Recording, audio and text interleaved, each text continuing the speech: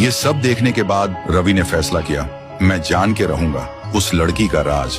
फिर वो घर जाने लगता है, तभी उसे रास्ते में कुछ लड़कों की लाशें मिलती हैं। किसी के पैर नहीं, किसी के हाथ नहीं, तो किसी का सिर ही नहीं। ये देख के रवि का डर और बढ़ जाता है। सोचता है अब तक तो लाशें गायब होती थी, लेकिन अब तो लाशें मिलने लगी हैं। वो सीधा कुएं के पास जाता है और जोर से चिल्लाता है, बस बता दो तुम कौन हो, इतना दर्द क्यों, क्या चाहती हो तुम हम सबसे।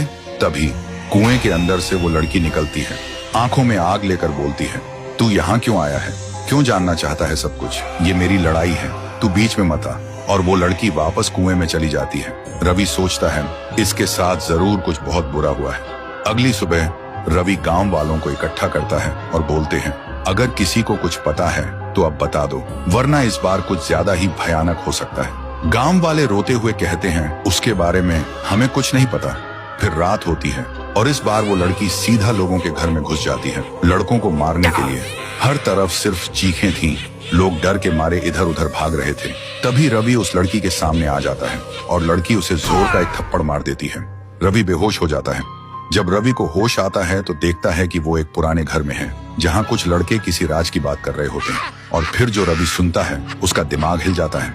वो लड़की कोई और नहीं, गांव की ही एक सीधी साधी और मासूम अनाथ लड़की थी। नाम था मीरा। एक दिन मीरा स्कूल से घर जा रही थी, तभी कुछ लड़कों ने उसे छेड़ना शुरू किया। मीरा चिल्लाई, मैं सबको बता दूंगी। तभी उन दरिंदों ने उसे उठाया और जिंदा कुएं में फेंक दिया। वो चिल्लाती रही मगर किसी ने नहीं सुनी उसकी चीख। और मरने से पहले मीरा ने एक श्राप दिया, जब मेरी चीख कोई नहीं सुन सका तो अब हर चीख में सिर्फ मौत होगी। गांव के हर लड़के को मैं ले जाऊंगी एक एक करके।